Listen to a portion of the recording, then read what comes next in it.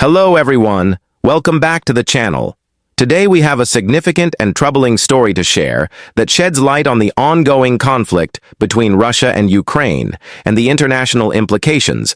It has a man from Iraq has been sentenced to life in prison after being found guilty of recruiting fighters to join Russian forces in their invasion of Ukraine. This case has drawn significant attention not only for its direct connection to the war, but also for its international legal ramifications. The individual, whose name has not been widely released, was accused of facilitating the recruitment of foreign nationals to fight alongside Russian troops in violation of international law. According to reports, he allegedly operated a network that promised financial incentives to those willing to join the Russian military effort. This case is part of a larger trend of individuals from various countries being recruited to fight on behalf of Russia, a strategy that has raised serious questions about the scale and global nature of the war.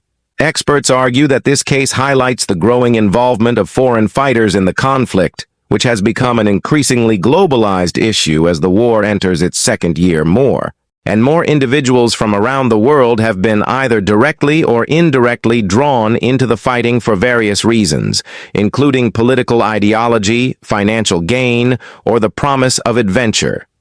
This trend of foreign recruitment was something that many observers initially feared would escalate as Russia sought to expand its resources in the face of mounting losses and increasingly intense Ukrainian resistance. Foreign fighters for both sides have already had a complex and often murky role in this conflict, with many coming from countries that have either expressed support for Russia or have otherwise found themselves in alignment with Moscow's geopolitical aims.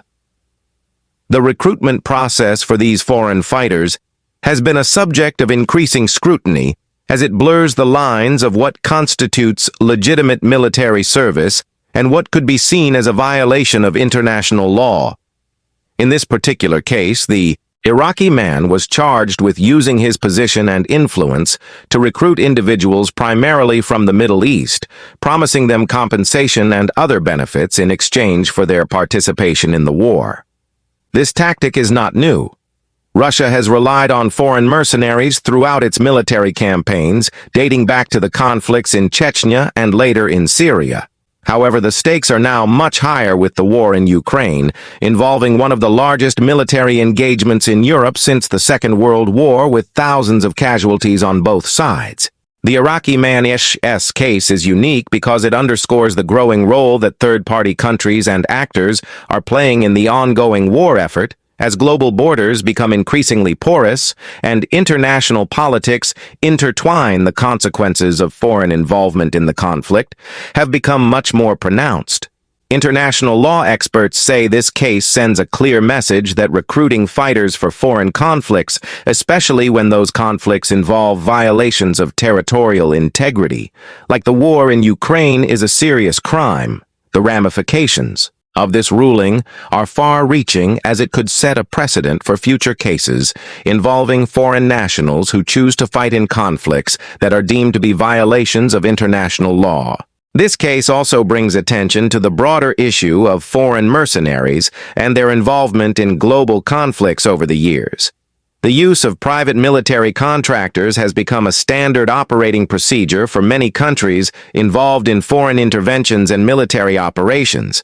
But when those contractors are operating in a conflict like the war in Ukraine, questions of legitimacy and legality are bound to arise. In particular, the legality of foreign involvement in a war that is viewed by much of the international community as an act of aggression on the part of Russia makes this case especially sensitive. The Iraqi man's involvement highlights just how extensive the global network supporting the war in Ukraine has become and how difficult it is for international authorities to monitor and regulate foreign involvement. There are many questions surrounding the recruitment process itself and the extent to which foreign nationals are aware of the legal risks they face by taking part in the conflict. In some cases, individuals may be unaware that they are violating international law, or they may be convinced that they are supporting a noble cause. Others may be motivated purely by financial gain. But whatever their reasons, the fact remains that recruiting fighters for a foreign military force carries significant legal consequences under international law. It is clear that any future cases involving foreign fighters in Ukraine will be closely watched by international legal bodies who will be tasked with ensuring that those who are found to be in violation of international norms and standards are held accountable. The issue of foreign fighters is also deeply intertwined with questions about the rights and protections afforded to individuals who choose to take part in such conflicts. Foreign nationals who join a foreign military effort may find themselves in a legal gray area without the protections typically afforded to combatants who fight for their own national armies.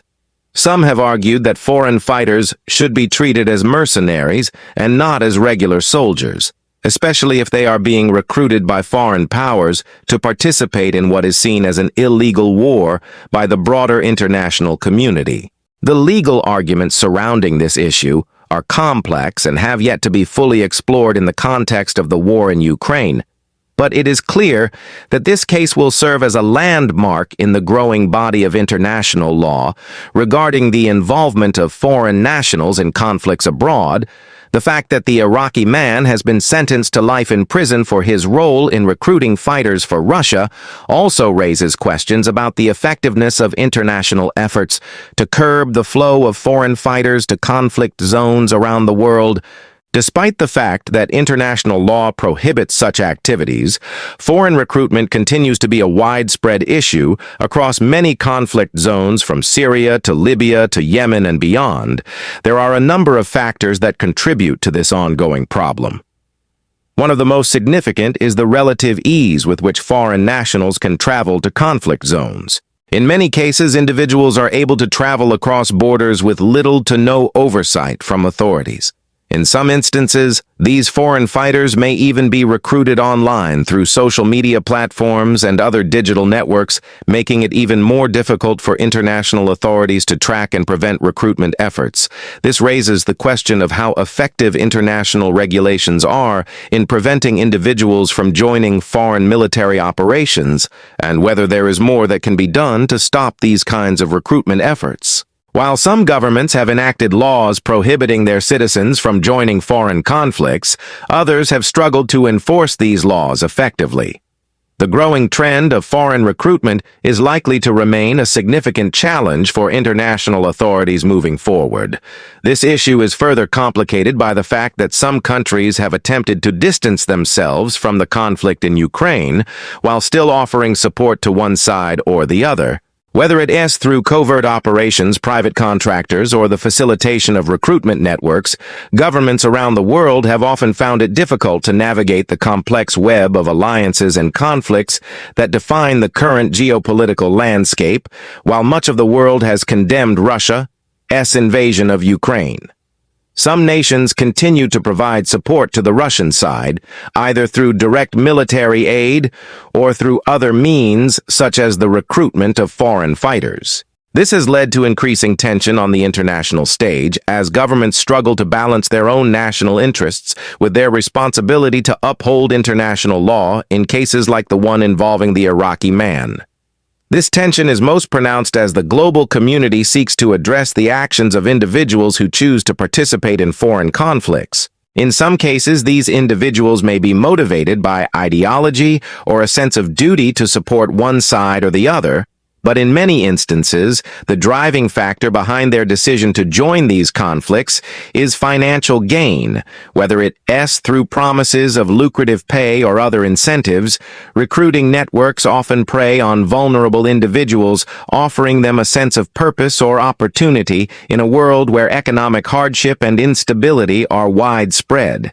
For those who are recruited, these conflicts can be seen as a way out of poverty or a chance to gain recognition or rewards that would otherwise be unavailable to them. However, this kind of recruitment often comes at a steep price, both for the individuals involved and for the broader international community who must contend with the legal and ethical ramifications of foreign recruitment.